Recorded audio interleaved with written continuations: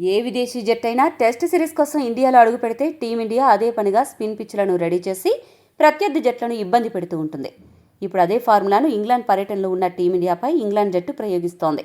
సాధారణంగా ఇంగ్లాండ్ పిచ్లు ఫాస్ట్ బౌలింగ్కు ఎక్కువగా అనుకూలిస్తూ ఉంటాయి. అయితే అవి మరింత ప్రమాదకరంగా ఉండేలా మొదటి టెస్టు కోసం ఇంగ్లాండ్ జట్టు లీడ్స్ పిచ్ మొత్తాన్ని కూడా పచ్చికతో కప్పేసింది. దీనికి తోడు మొదటి రోజు మినహా మిగతా 4 రోజులు కూడా కొద్దిగా వర్షం పడే సూచనలు కనిపిస్తున్నాయి. అదే సమయంలో ముందు అనుకున్నట్లుగా పిచ్ మరీ అంతా పొడిబారదు అని పిచ్ రిపోర్ట్ చెబుతోంది. మొన్నటి వరకు మొదటి 2 రోజులు మినహా తర్వాతి 3 రోజులు 30 డిగ్రీల ఉష్ణోగ్రత నమోదవుతుంది అని చెప్పారు. దీంతో పిచ్ పొడిబారుతుందని భావించారు. కానీ వాతావరణం అనూహ్యంగా మారుతోందని వాతావరణ శాఖ నివేదిక తాజాగా ఒక రిపోర్ట్ని వెలువరించింది. ఆ రిపోర్ట్లో మొదటి రోజు మినహా మిగతా 4 రోజులు చిన్నపాటి వర్షం లేదా తక్కువ ఉష్ణోగ్రతలు నమోదవనున్నాయి. దీంతో ఒక్కసారిగా మ్యాచ్ జరిగే 5 రోజులు కూడా పిచ్ ఫాస్ట్ బౌలర్లకు అనుకూలించేలా కనిపిస్తోంది. ముఖ్యంగా వాతావరణం మారడమే ఇందుకు కారణంగా కనబడుతోంది.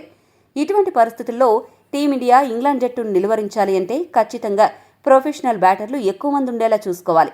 అంటే కరుణ్ నాయర్, సాయి సుదర్శన్ ఇద్దరినీ జట్టులోకి తీసుకోవాలి.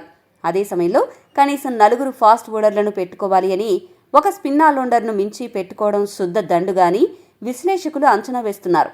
ఈ కాంబినేషన్ను కాదని 2 స్పిన్నర్లతో బరిలోకి దిగితే టీమిండియాకు పెద్ద నష్టమనే విశ్లేషణలు వినపడుతున్నాయి. ఇంగ్లాండ్ పిచ్ను చూసిన తర్వాత టీమిండియా ఏ కాంబినేషన్తో బరిలోకి దిగితే బాగుంటుందో కామెంట్ చేయండి.